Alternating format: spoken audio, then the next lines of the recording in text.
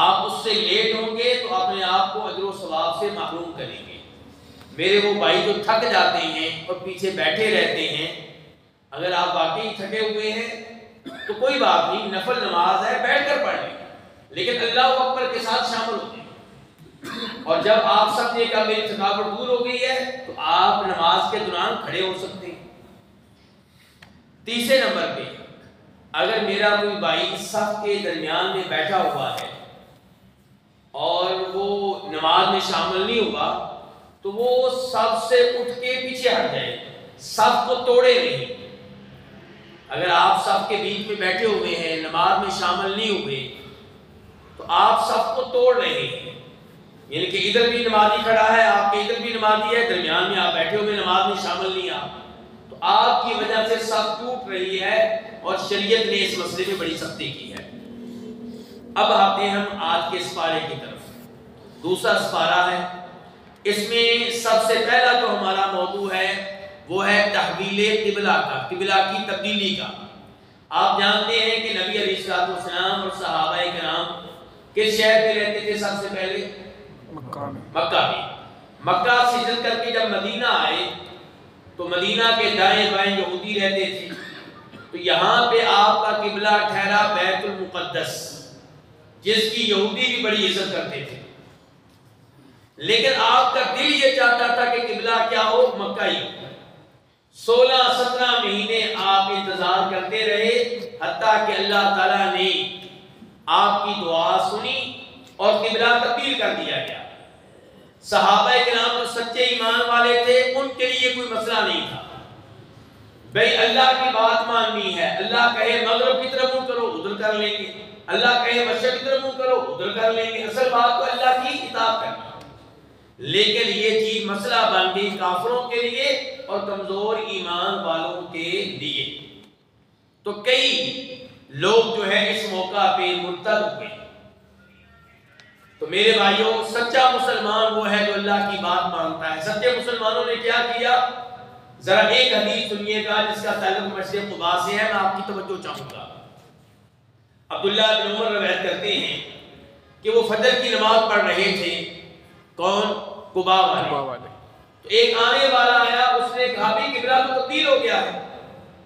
تو یہ لوگ رکوع کی حالت میں تھے، رکوع کی حالت میں انہوں نے اپنا قبلہ کیا کیا؟ تبدیل کیا۔ دیکھیں ذرا، صبر کریں کہ امام صاحب ہیں، مقتدیوں کے ادھر منہ ہے، پھر امام صاحب ادھر گئے ہوں گے اور مقتدی بھی ادھر پھرے ہوں گے رکوع کی حالت میں۔ آسان ہے کہ مشکل ہے؟ مشکل ہے۔ میرے جیسا کوئی ہوتا تو کہتا بھئی یہ نماز تو ایسے ہی پڑھیں گے، آئندہ نماز سے پہلے انتظامیہ کا اجلاس ہوگا، میٹنگ ہوگی، ابا جی سے مشورہ کریں گے، برادری سے پوچھیں گے، پھر دیکھیں گے حدیث میں عمل کرنا ہے کہ نہیں کرنا۔ نہیں میرے بھائیوں، یہاں سے عبرت حاصل کریں، ادھر حکم محمد ہو، ادھر گردن جھکائیے۔ دوسرا موضوع اس سپارے کا ہے کہ اللہ تعالیٰ نے کہا ہے کہ وَلَنَبْلُوَنَّكُمْ، ہم تمہیں مختلف آزمائشوں میں مبتلا کریں گے۔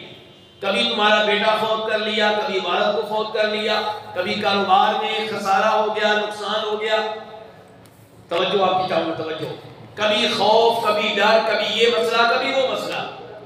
تو دنیا آزمائش گاہ ہے۔ فرمایا کامیاب وہ ہے جو ان آزمائشوں پہ کیا کرے؟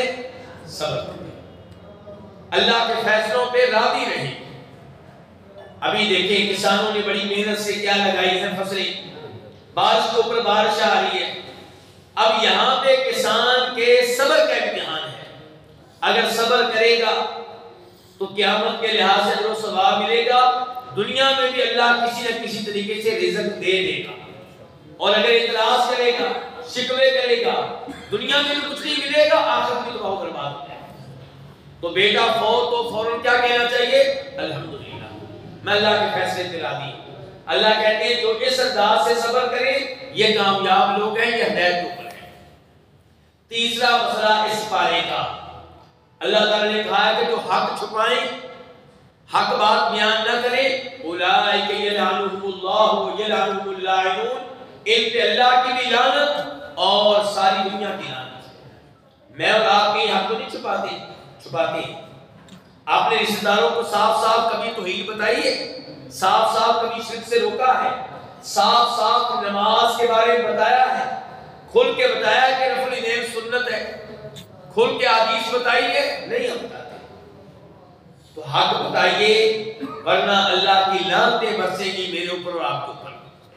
اس بارے کا چوتھا موضوع اللہ تعالیٰ کہتے ہیں کتب علیکم القصاص فی القتلى، جب کوئی کسی کو قتل کرے تو واجب ہے کہ تم بھی قاتل کو اس کے بدلے میں قتل، اور فرمایا وَلَكُمْ فِي الْقِصَاصِ حَیَاةٌ، قاتل کو قتل کرو گے تو معاشرہ امن و امان سے رہے گا، باقی لوگ زندہ رہیں گے، اور اگر تم قتل نہیں کرو گے تو قتل و غارت زمانے میں پھیل جائے گی، فتنہ پھیل جائے گا، فساد پھیل جائے گا، کوئی بھی سکون کی زندگی گزار نہیں سکے گا۔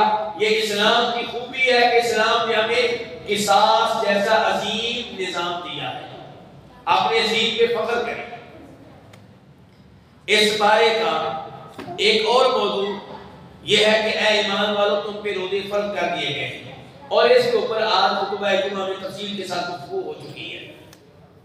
اس بارے کا ایک اور موضوع کہ جب آپ کی وائف پیریڈ میں ہو، حیض کی حالت میں ہو، تو اس سے میاں بیوی والا تعلق قائم کرنے کی اجازت نہیں ہے۔ بیوی آپ کی، لیکن آرڈر آپ کا نہیں چلے گا، مرضی آپ کی نہیں چلے گی، مرضی کس کی چلے گی؟ اللہ کی، اللہ رب العزت کی چلے گی۔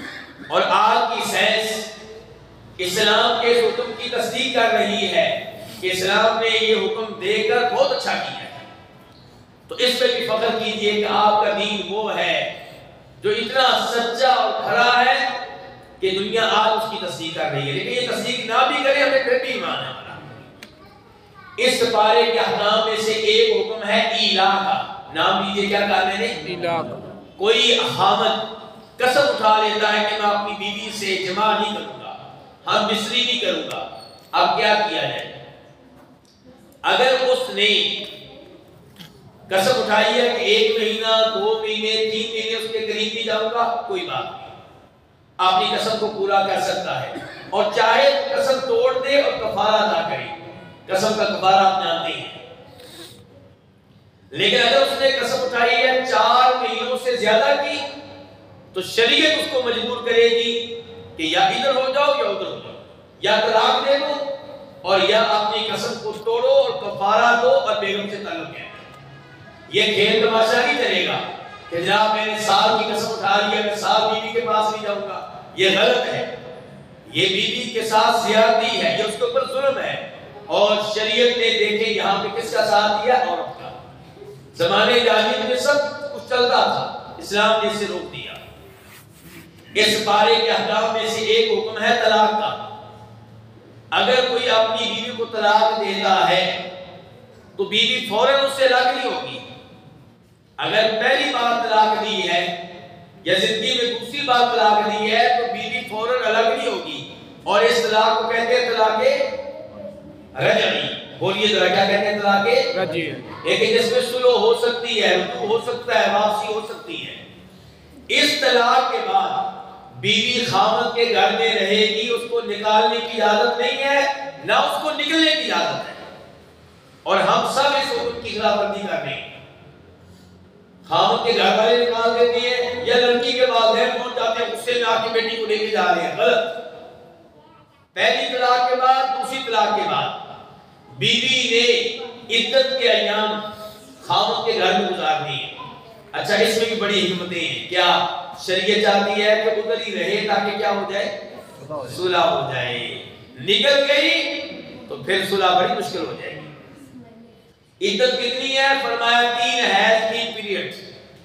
عدت کتنی ہے؟ کتنی عدت ہے جی؟ بولیے ذرا۔ 3 حیض۔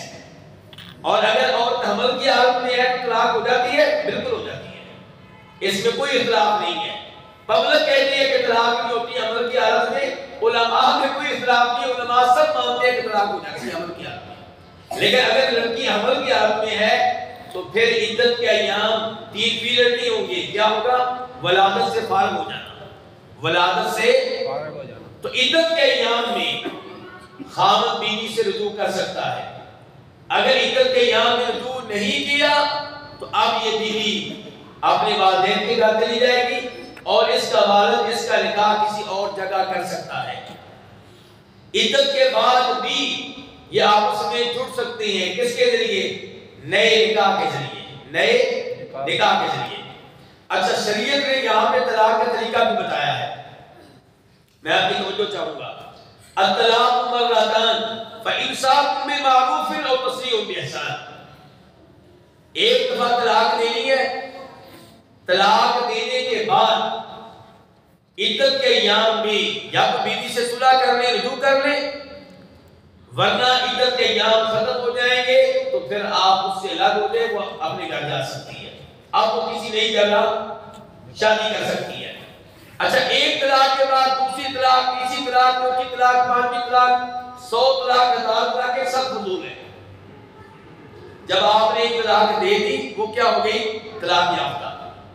اب نئی طلاق اس کو نہیں لگے گی جب تک کہ آپ شروع نہیں کر لیتے، رجوع نہیں کر لیتے۔ رجوع کریں گے تو نئی طلاق ہوگی، ورنہ نہیں ہوگی، یہ ہے صحیح بات، اور یہی موقف ہے امام ابن تیمیہ رحمہ اللہ کا۔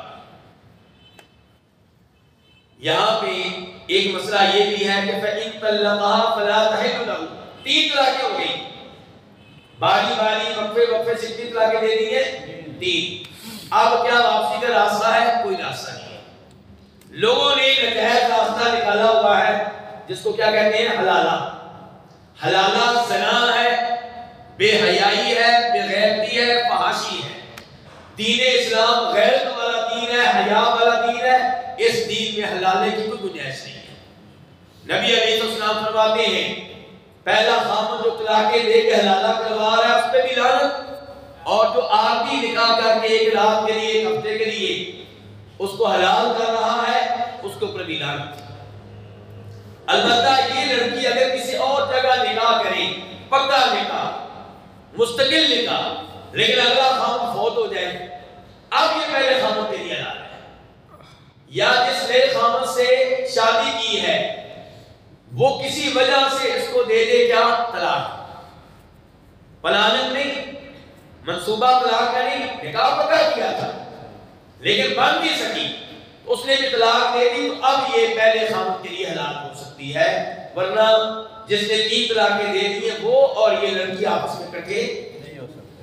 اور ایسے لوگوں پہ ترس بھی دکھانا چاہیے جنہوں نے 3 طلاقیں دے دی ہیں، اب ان کو الگ ہونے کے کوئی ترس نہ کھائیں بچوں کی وجہ سے، اب ان کا الگ ہو جانا ہی بہتر ہے، اسی کے خیر ہو سکتا ہے یہ اکٹھے رہیں تو حضرت صاحب قتل ہو جائے، قتل ہونے سے بہتر ہے کہ کیا ہو جائے؟ الگ ہو جائے۔